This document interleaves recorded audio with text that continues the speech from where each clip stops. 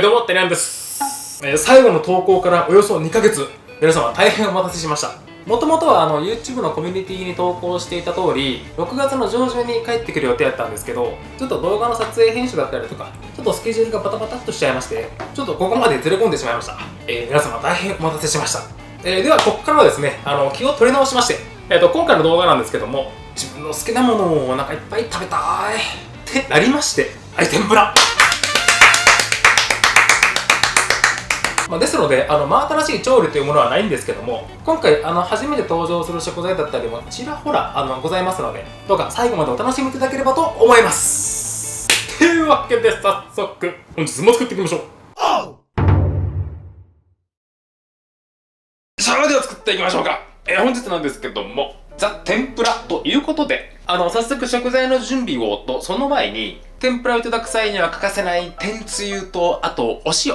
こちらの2つをパパッと作っていきたいので、特に天つゆはね、1日寝かせたいので。なのでこちら、まずお出汁を引いていこうと思うんですけども、今回2つお出汁を引いていきます。こちらが、バリ強出汁です。で、こちらがさっぱりお上品なお出汁です。こっちの激強出汁は、濃い口醤油なんかも加えて、僕らがよく想像する、茶色い天つゆ。こちらにして、こちらのさっぱりお出汁は、お塩なんかを加えて、塩天つゆ。そちらにしようと思ってます。で、一応、こちらお水を張ってから、半日も経過してるんですけど、こちらのバリ強だしに入っておりますのが、味の強い羅臼昆布、それから頭をもいだいりこ。で、こちらが前回動画で作ったフグのくちばしを焼いたもの。こちらが入っております。で、こっちのさっぱり味の方は、羅臼昆布ではなく利尻昆布が入ってます。すっきりとした昆布だし。では、それぞれお鍋に加えて、で、火にかけて、で、今日は沸騰する前の段階で、昆布回収。で、こっちのつゆつゆだしの方は、沸いたら火加減を落として、このアクはちょっとお掃除しつつ、コトコトコトコト3分間。で、こちらの利尻昆布の方は、一度沸かしてこの昆布のぬめりなんかを取ってあげれば、こっちはもう終了。ちょっと忘れ物。こちらのつゆつゆだし、一緒に混合節も加えて、これでコトコトコトコト3分間。では3分経ったので、こちらもさらしでこして、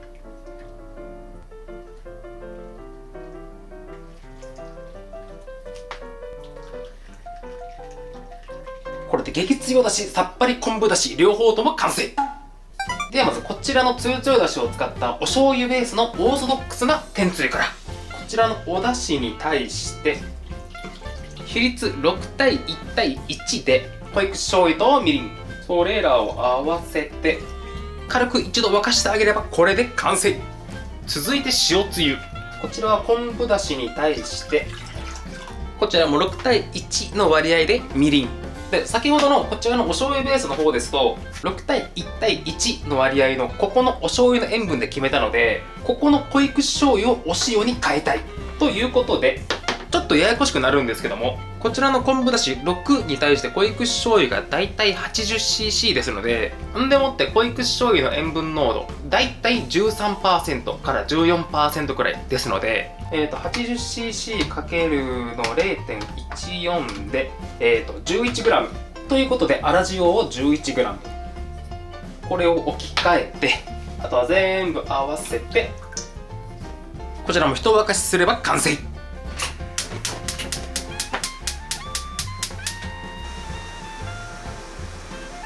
はい、OK。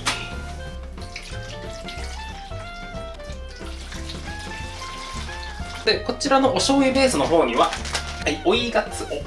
ちなみにこちら混合節じゃなく普通の花がつおです。あとはこちら粗熱が取れましたら、密閉して冷蔵庫で一晩。はい、次。では続いて抹茶塩。使っていく材料はこちらから、お塩、抹茶、昆布茶。で、今回の比率が、今回なんとなくちょっと抹茶の分量を上げようかなと思いまして、こちらから4対1対少量っていう感じです。以前までは9対1とかでしたけどね。じゃあまず僕が使っているお塩と、あと昆布茶。ちょっと粒子が大きいので、軽く当たって、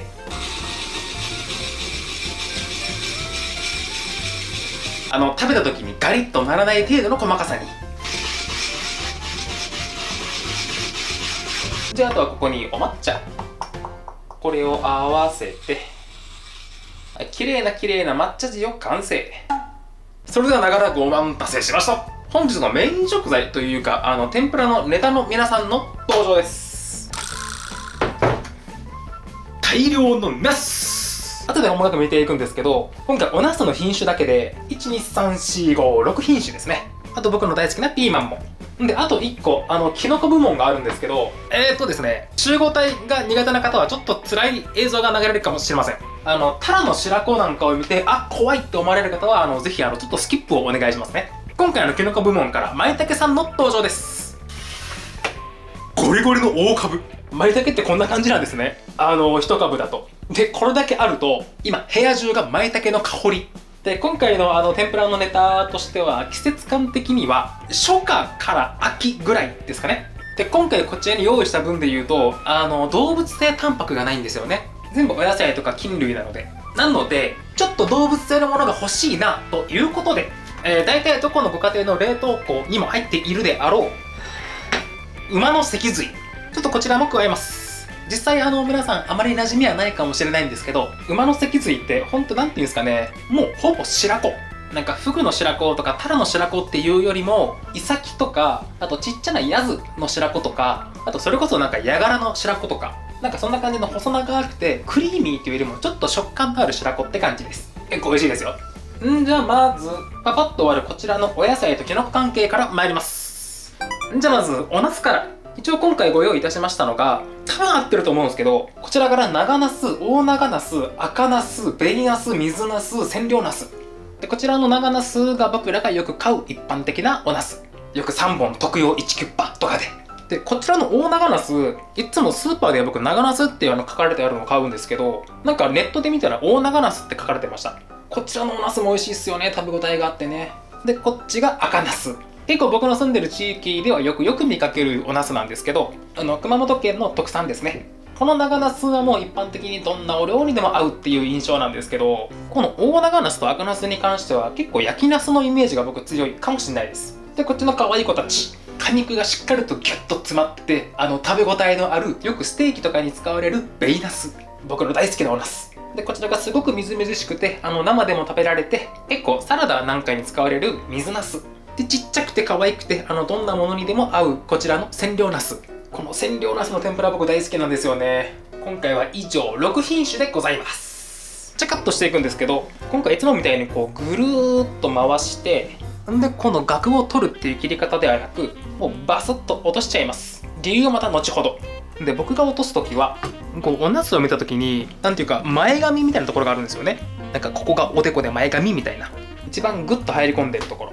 ここのちょっと上からバスッと落としちゃって、で、新鮮なおナスはここのガクもかなり痛いのでトゲで手を傷つけないように包丁の背を使ってペリッと。で、ちょっと硬いなと思う部分があったらちょっとこそいで開けるだけ。僕はいつもこんな感じです。で、本来おナスってアクで確かポリフェノール空気に触れちゃうと黒く変色しちゃうので、本当はもうカットしたらすぐに揚げちゃいたいんですけど、僕の動画の性質上ちょっとそれが難しいので、今回はもう切りだめておきます。で、こういう場合は水にさらして変色しないようにアク抜きをするんですけど、今回はなんとなくお水にさらしたくないので、なんか水っぽくなっちゃいそうで、なのでもうアク抜きも何もせずに参ります。なのでちょっと黒く変色しちゃいますけど、そこはご愛嬌ということで。で、こちらの長ナスは半分からの半分。あとはいつものように末広ナスに。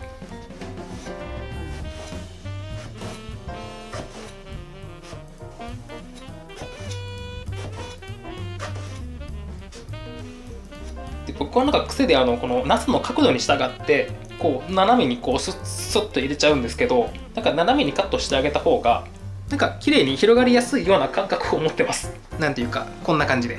じゃあこの丸っこいベイナスと水ナス、この子たち以外のこっちの細長い大長ナスと赤ナスと千両ナス、こちらは全部末広ナスに。で、今回ここの頭を落とした理由なんですけど、ここを取らずに、例えばこういった形で作って、で末広ナスにした時特にこの千両ナスなんかはそうなんですけど、ここのとこの皮はもう切り込みが入ってるから食べやすいんですけど、ここの根元、ここってもうがっつり皮が残ってるので、食べる時にここは食べないっていうことは、ここで噛みちぎらなきゃいけないっていう時に、ここすごく噛みちぎりにくいので、ここを噛みちぎらなくていいように、もう全部口の中にポイッと入れれるように、ここを落とした方が食べやすいのかなって僕は思います。ちょっと見た目的にはかなわないですけど。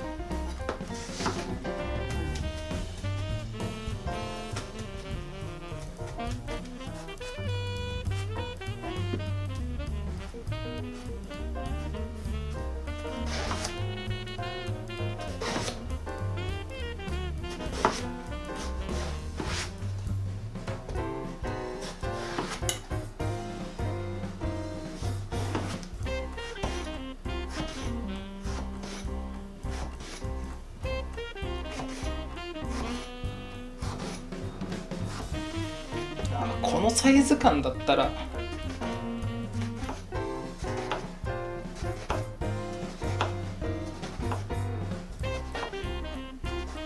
こっちの追肥の方が食べやすいかもしれないですね。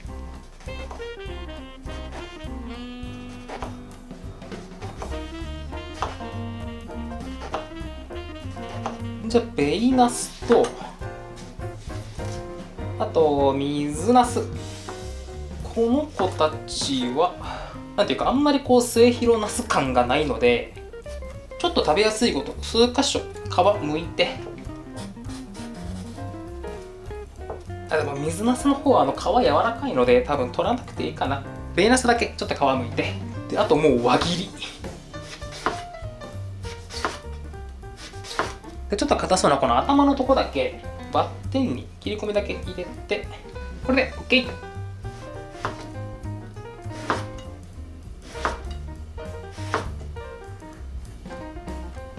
もうやっぱ切ってる感じで全然違いますね。やっぱ水ナス水分量が多くて、このまな板に水分がつくのと、あとめちゃくちゃ柔らかい。もうすごい水ナスのじゅわじゅわ感。もうこれはナスのおジュースですね。なんだろう、なんかもうリンゴ食べてるみたい。でもとりあえずこの子たちは出番が来るまで冷蔵庫で待機で、パパッと終わるししとう、ちょっと見栄え的に色が変わっちゃってるとこだけ落として、あとはししとうといえばこの爆発防止の穴。おや、ししとうがでっかくなっちゃった。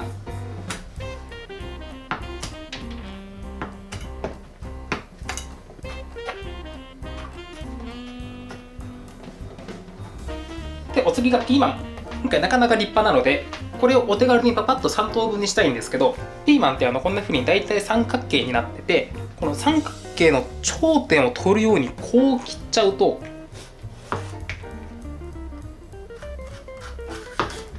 なんていうかちょっとこうポケットの深い形になっちゃうので、揚げる時に中に余分な天ぷら粉が溜まっちゃいそうな気がするので、僕はこのピーマンの三角形の頂点を落とすんではなく、この三角形の辺で落とす感じ。ここで切ってあげると、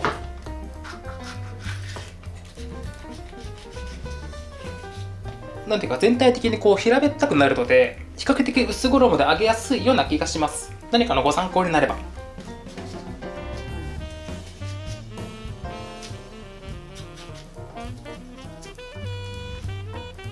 でこっちの三角形のポケットが深い方に関しては、このポケットを使ってもうお好みのものを詰め込んでもらって、ちなみに今日はメンツナカンカンと、あとマヨネーズと、お好みで刻みのり、これは焼きのりではなく味付けのりですね。これは僕のお夜食です。じゃあ、あとはこちらの大きな舞茸。ちょっと扱いづらいのでいくつかのブロックに分けたい。ここで分かれる、でここで分かれる、ここで分かれて、あとは食べやすいサイズ感に裂いて、こんだけ大きいとこの舞茸のお尻の部分というか根元の部分、ここ食べ放題ですね。ここ大好きなんですよね。食感が強くて。でもって、しかもキノコって僕そんなに長持ちしないイメージがあったんですけど、冷蔵庫の中で舞茸この大きさで買ってきて、普通の割られた舞茸より保存期間がかなり伸びてるような気がする。ちなみにこちらは2週間以上前に購入したものです。全然傷んでない。じゃあ先終わったら乾燥しないようにしっかりと密封して、こちらも野菜室で待機。じゃあラスト、最後の食材、馬の脊椎。もう流水解凍して、で表面の血なんかは全部きれいに洗い流してます。じゃあまず食べやすいサイズ感にカットして、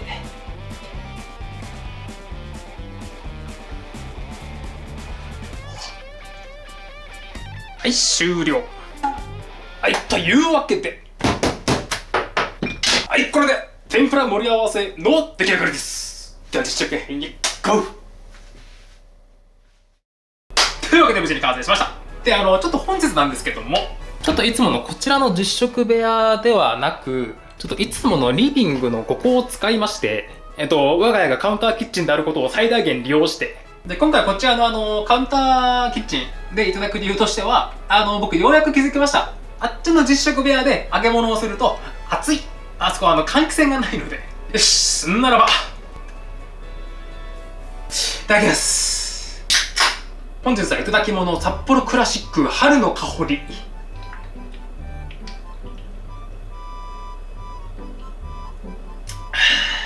お、軽やか&華やか。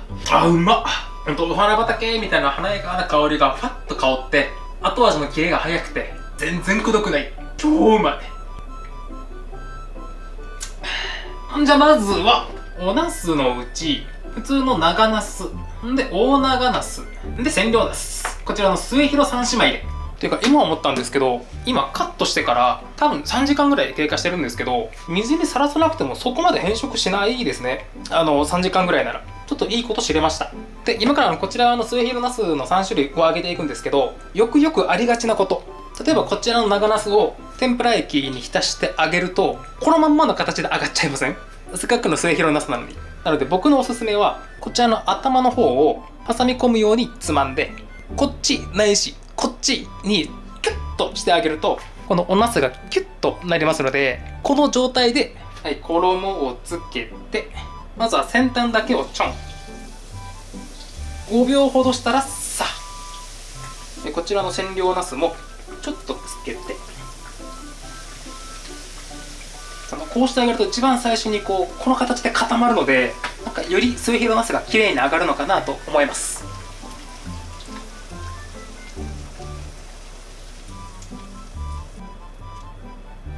綺麗な揚げ終わり。よいしょ。じゃあ一般的な長ナスで千両ナスで大長ナス、あとはここに抹茶塩。じゃあまずは普通の長ナスから。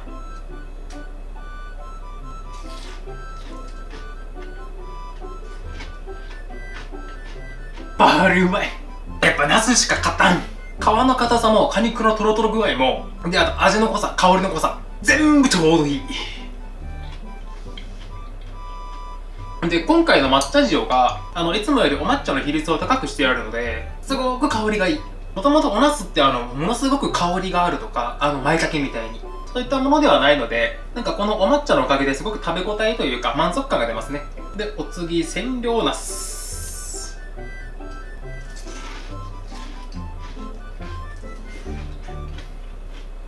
うまい。あともうこうやって食べ比べると結構違いあるもんですね。なんていうかおナスの果肉感というか、なんかそういったものを感じる気がする。じゃあ続いて大長ナス。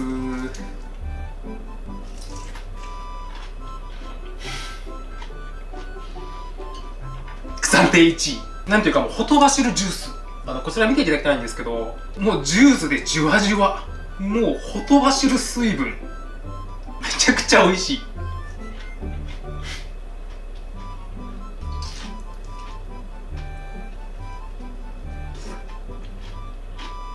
じゃあ続きまして、日本人の心をめんつゆじゃない天つゆ、こちらにザバッとくぐらせて、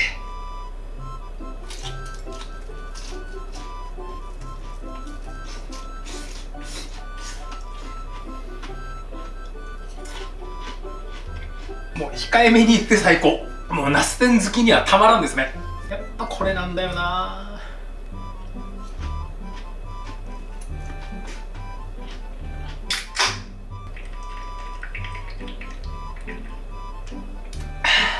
なんでしょうね。なんか天ぷらをお塩でいただくと、あー美味しいな、日本酒合わしたいなって、そんな感じになりますけど、このちょっと濃いめの天つゆでいただくと、もう無我夢中にビールをもう飲み干したくなりますよね。なんなんだろうこの違い。じゃあ大長ナス。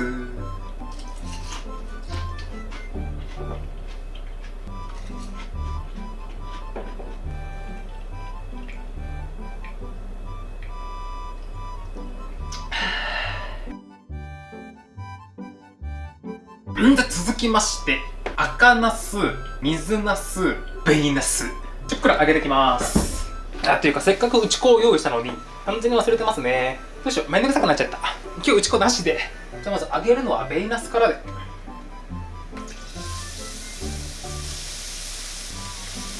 ここの衣たちにこの子をまとわせるようにつけて、この子は衣カリカリバージョン。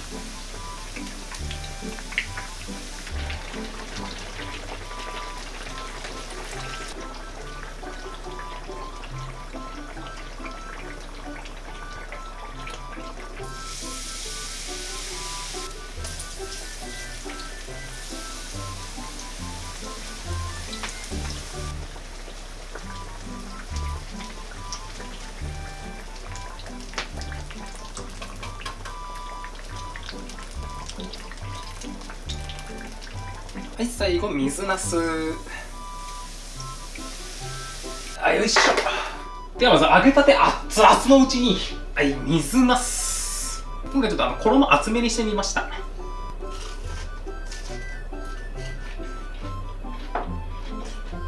いや、うんま。もちろん水ナスなのですごく水分量も多いのでトロットロなんですけど、先ほどの大長ナス、あちらとはまた違うトロトロ感ですね。先ほどの大長ナスだと噛んだ時に内側から水分ジュワーっていう感じのジューシーさ。ただこちらの水ナスに関してはそれとは違って、なんだろう、物理耐久力ゼロっていうタイプの柔らかさ。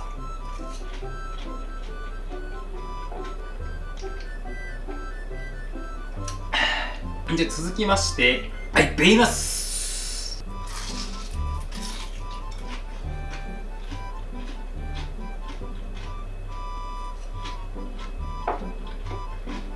ここまでの中で一番の圧倒的噛みしめる喜びで、やっぱり皮であったりとか果肉がしっかりとしてるベイナスなので、もちろん果肉ももう火が通ってトロトロなんですけど、それともちゃんと存在感が残ってて食べ応えというか満足感がすごいですね。じゃあ最後赤ナス、皆様朗報です。先ほど僕が興奮しておりました大長ナス現象が起こっております。ジュースがじわじわです。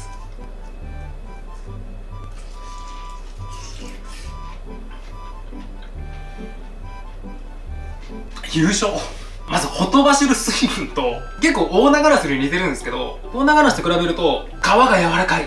僕今こちら衣があるので噛んでおりますが、もしこれが素揚げでしたら上顎にベロでドゥーンでもうスムージーです。そのくらいに柔らかい。うまっ。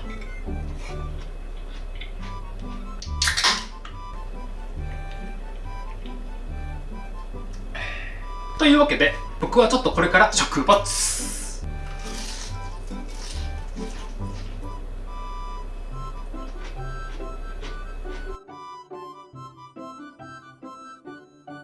ではとりあえず一応ラストおナス、もちろん最後は赤ナス、天つゆびしゃびしゃにつけて、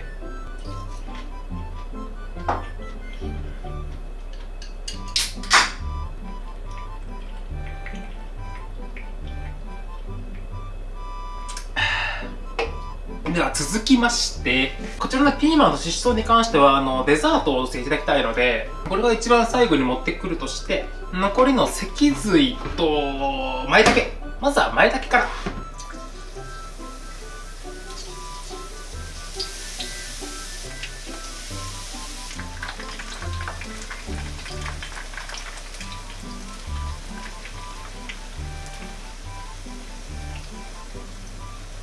よいしょ。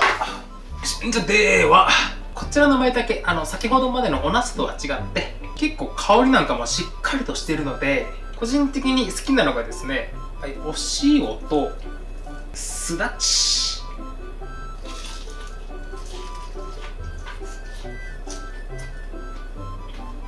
やっぱうまいっすね。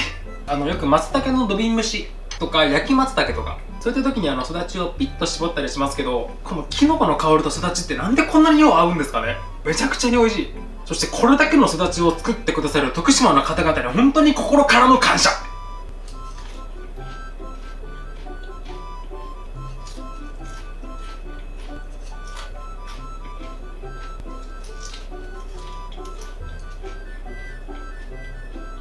うまっ。そして塩とすだちが好きと言いつつも天つゆでも食べたくない、そんなわがままな29歳。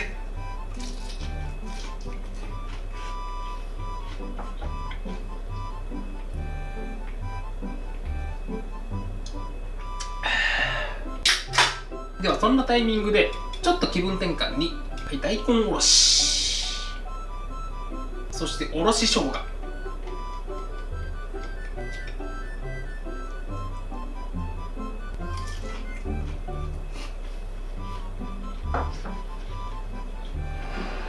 優勝。やっぱこれですよね、天ぷらはね。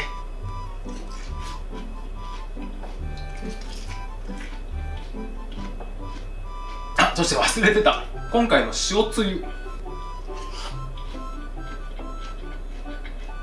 めちゃくちゃ優しい。一番まず感じたのはあれですね、みりんの甘さ。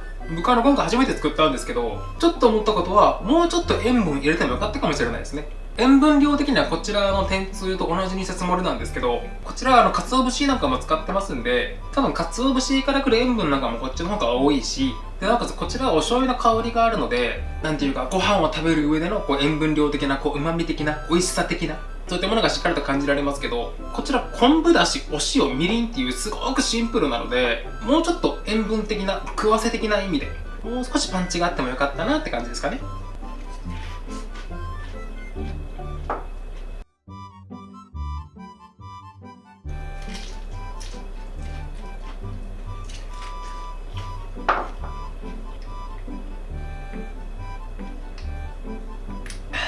うまかった。では続きまして、はい、脊髄っていうかもう朝の5時ですね。だんだん空が白んできた。やば。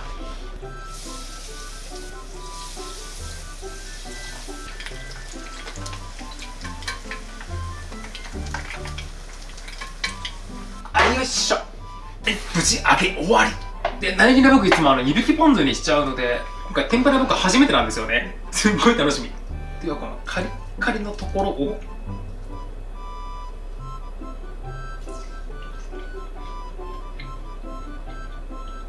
めっちゃうまい。正直湯引きポン酢より僕こっちが好きです。本当に食感とか口に入った印象って白子っぽいんですけど、やっぱ白子よりも僕若干の癖があるように感じるんですよ。でも天ぷらにするとその癖の部分が飛びますね。本当に白子。うわ、これ熱燗欲しいな。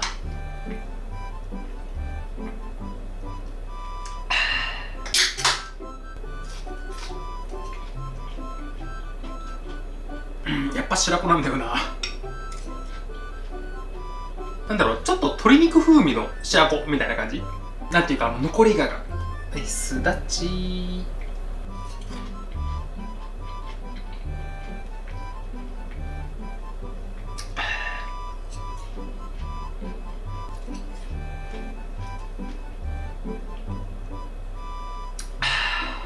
大変美味しいござでした。よし、ではデザートをですね、はい、ピーマン、ししとう、甘長唐辛子。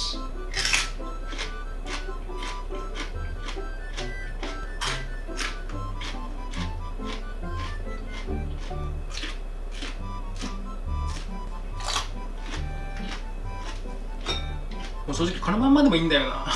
なんかこのまま食べたくなってきた。はい、ということで、じゃあまずマヨネーズを、はい、ビュ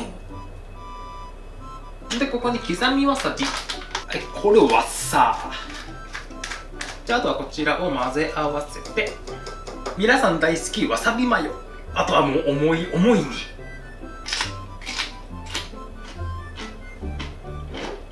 うまっ。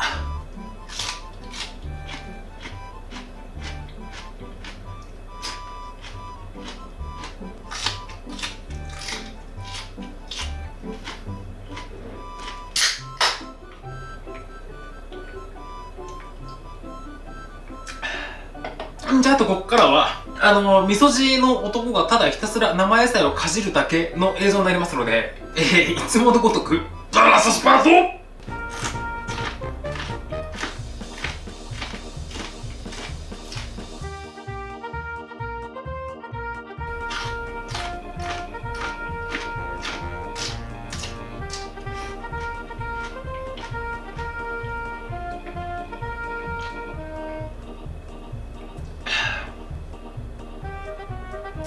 ごちそうさまでした。いやー、分かったね。もともとナスの天ぷらが大好きっていうのもありますけど、久々に心からこう美味しいと思える料理を作れたような気がします。なんかようやく長いトンネルを越えたかなっていう感じがします。初心に帰って自分の食べたいものを自分で作って食べる、ここは忘れずにいきたいですねっていうところかな。ではまた次の動画でお会いしましょう。ではバイバイ。